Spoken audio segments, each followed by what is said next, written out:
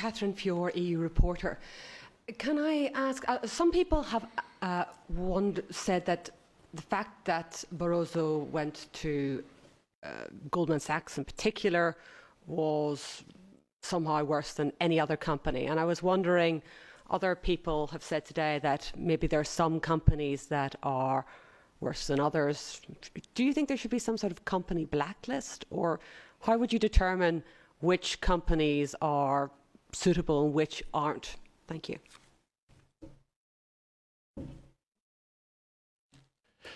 I think it's very difficult to start the blacklisting of companies because you may forget one or the other. But Goldman Sachs is a case in itself, isn't it? I mean, we know that Goldman Sachs was involved in the mortgages packages at the time that caused part of the financial crisis, was one of the big actors.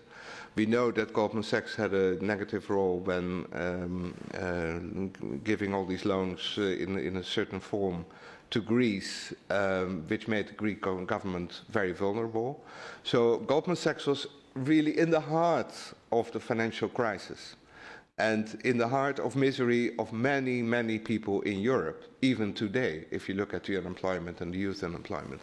So altogether, I think of all companies, companies like Goldman Sachs, if you are the president of the Commission and you have nice meetings with Goldman Sachs, there must be something wrong with you.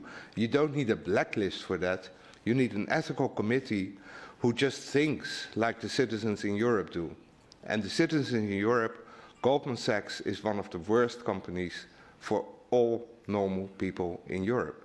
And if you have no idea yourself that there might be a problem, even today, with the image of the Commission, then I think we need stiff policies, not a blacklisting of companies, but stiff policies, stiff guidelines on what it then means, integrity and discretion.